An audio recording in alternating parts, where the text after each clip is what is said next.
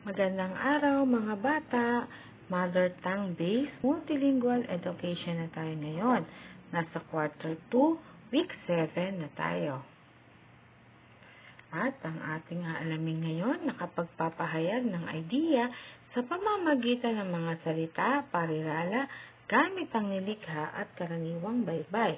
Nakahuhula ng maaaring maging wakas ng kwentong napakinggan at pagtugon sa teksto tungkol sa mga alamat pabula tula sa pamamagitan ng pagsasadula.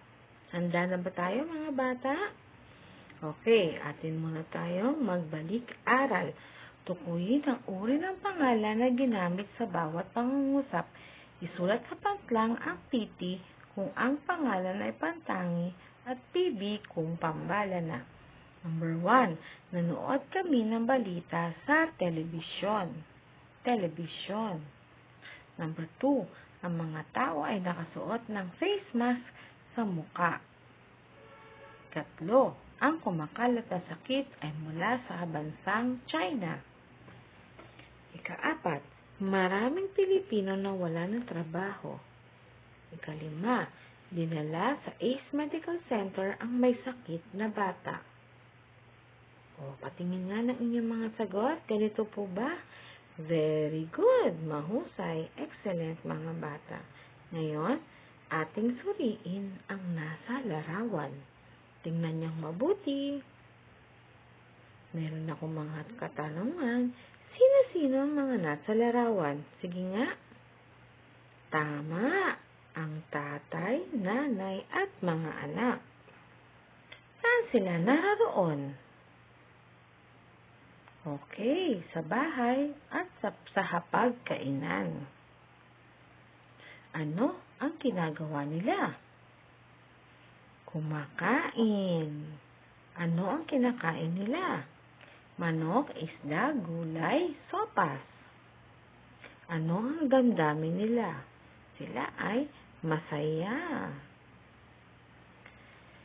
Ngayon mga bata, tingnan natin ang mga isinulat ng teacher sa Hanay A. Sinulat ko sa Hanay A ay tatay, nanay, kumakain, manok, sopas, gulay, isda, at masaya. Samantalang sa Hanay B, mga anak, nasa bahay, nasa hapagkainan. Ano ang napansin ninyong pagkakaiba ng mga salita sa Hanay A at sa Hanay B? Okay, ang mga salita sa Hanay A ay iisa lamang, habang ang mga salita sa Hanay B ay binubuo ng dalawang salita. Ito ang mga salita at parirala. Salita, tatay, nanay, kumakain, manok, sopas, gulay, isda, at masaya. Samantalang, mga anak nasa bahay, nasa pagkainan, ang parirala. Ano ba yung salita? Ito ay binubuo ng mga letra na pinagsama-sama at mayroong kahulugan. Halimbawa, tatay, siya ang haligi ng tahanan. Siya ang neighborhood. Siya ang naghahanap buhay para sa pamilya. 2, nanay, siya ang ilaw ng tahanan. Siya ang may nag-aalaga sa buong pamilya. At ang parirala naman ay grupo ng mga salita na hindi nagsasaad ng buong diwa. Ang halimbawa ay mga anak sa bahay, sa hapagkainan, mga manok. Dumako naman tayo sa unang gawain natin. Isulat ang S kung salita ang iyong nabasa at P kung ito ay parirala. Umpisahan na natin ha. Number 1, nasa itaas. Number 2, puno. 3, maraming aso. 4, isang araw. At 5, masipag. Binabati ko kayo at magagaling mga bata, mabuhay. Ngayon naman, mga bata, ay hanapin naman natin ang maaaring maging wakas ng mga kwento. Kung ano ba ito? Pero bago tayo magsimula, basahin muna natin ang kwento. Ang plastic ng ice candy. Bumili ang magkapatid ng ice candy sa tindahan. Ang sarap ng ice candy, sabi ni Shana. Oo nga, ang tamis pa, sabi naman ni Migo. Itinapon ni Migo ang plastic ng ice candy sa basurahan nila, samantalang sa tamang basurahan naman, itinapon ni Shara ang kanyang pinagkainan. Naglalaro sila. Biglang bumuhos ang malakas na ulan. Tumakbo ang magkapatid sa loob ng bahay. Nakita ni Migo na natangay ng malakas na ihip ng hangin ang plastic ng ice candy sa kanal nila. Baha! Baha! Takot na sigaw ni Shana. Mabilis na kumalat ang magkapatid sa itaas. Umakyat ang magkapatid sa taas ng bahay. Kumuha sila ng kumot at nagtalokbong. Napansin ni Migo na basa na ang kanyang higaan. Napakataas na pala ng baha. Nanonood ang magkakapatid. Tulong! Tunog! Naanod ang magkakapatid. Tulong! Tulong! Ang umiiyak na sigaw ni Migo. Gising, Migo! Gising! Nag-aalalang sabi ni Aling Sora. Ay, salamat! Akala ko ay totoo na. Panaginip lang pala. Ang bulong ni Migo sa sarili. Nakinig ba kayo mga bata sa kwento? O sige nga, tanungin ko kayo. Tanungin ko kayo ha, sino sa magkapatid ang dapat nating tularan? Sige nga. Bakit dapat nating itapon ang basura sa tamang basurahan? Sige nga, sagutin nyo nga. Ikatlo, ano pa kaya ang maaari maging wakas ng kwentong binasa? Tingnan nga natin.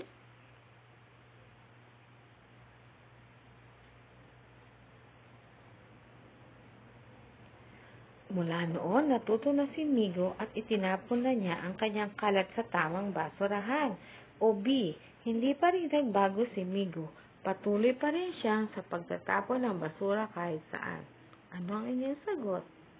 Very good. Para sa naman sa ikalawang gawain natin, basahin ang kwento at piliin ang angkop ng wakas nito. Number 1. Nagising ng maaga si Randy. Napakaganda ng sikat ng araw. Tamang-tama ang panahon para sa pamamasyal. Maya-maya ay masayang bumangon si Rainier at naghanda. B. Bumalik sa pagkakahiga at natulog muli. Sige nga mga bata, sagutan nyo nga. Okay, next. Alam ni Cathy na masama ang panahon. Madilim ang ulap at malakas ang hangin. Nagkaroon na rin ng kulog at kidlat, kaya nagpasya na. Ano sagot? A. Lumabas at maglaro. B. Manatili na lamang sa loob ng bahay. Okay. Basahin na meron pa. Pinaghandaang mabuti ni Ariel ang kanyang asawa. Ang kanyang isasayaw. Palagi siyang nag-iensayo. Kaya na dumating ang araw na iyon ay nakalimutan na niya ang mga steps. O B. Nakapagsayaw siya ng buong husay. Okay, good job mga bata. At lagi nating tandaan, ang parirala ay grupo ng mga salita na hindi nagsasaad ng diwa. At ang salita naman ay binubuo ng mga letra na pinagsama-sama at mayroong kahulugan. At ang kwento naman ay may nakatakdang wakas. Ito ang nagsasabi na ang kwento ay tapos na. May mga kwentong hindi nagsasabi ng wakas. Sa halip ay binibigyan ng laya ang mga makakabasa at mag-iisip kung ano at paano bibigyan ng wastong kwento. Okay, para sa ating pagtataya, basahin at tukuyin kung alin ang salita o parirala. Isulat sa patlang. Ayan. Number 1, para kay Lola. Number 2, nanay. Number 3, inakay ng lolo. Number 4, ulubi. Number 5, tinapay. Sige nga mga bata, tingnan ko nga. Okay, ngayon naman, piliin ang angkop ng wakas ng kwento. Number 1, sinabi na ng guro na may mahalagang pagsusulit bukas, pero libang at libang pa rin si Roy sa panonood ng TV. A. Si Ray ay makakapasa sa pagsusulit. Si Roy ay bumagsak sa mga pagsusulit dahil sa hindi siya nag-aaral. Ayaw magpapigil ni Ira sa pagkain ng matatamis ng candy. Madalas ay nakakalimutan na niya magsipilyo ng ngipin. Ano kaya mangyayari? A. Nasira at sumakipit ang ngipin ni Ira. B. Naging maputi at matibay ang ngipin.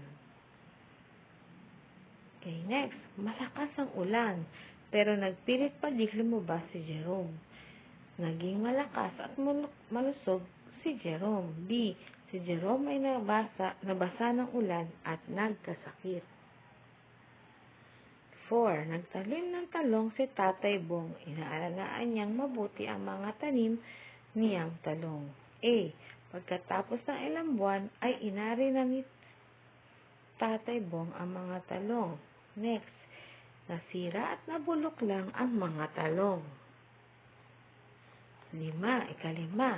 Pinagtatapon ng mga taga-barangay Lipa ang basura nila sa kanal. Hindi rin sila naglilinis. Nagkaroon na ng malakas na ulan. Anong wakas? A. Bumaha sa kanilang barangay. B. Naging malinis at maganda ang kanilang barangay. Narito ang mga sagot, mga bata. Walang mandadaya, maging tapat. Good day. Very good kayo ngayon. At para sa ating karagdagang gawain, ihanay ang mga sumusunod na wastong talahanayan ng salita at parirala. Okay, sige nga, simulan na natin ang pagsusulat. Next, iguhit sa kahon naman ang wakas ng kwento. Nakakita ng punong mangga si Weng. Marami itong bunga. May hilaw at may hinog rin. Gustong-gusto niya pumitas ng mangga, ngunit hindi niya ito maaabot. Next, hindi nakapagpadala ng payong si Sia. Nang pumasok siya sa paaralan, habang pauwi, biglang bumuhos ang malakas na ulan. Ano kaya mangyayari? Iguhit. At dito nagtatapos ang ating aralin.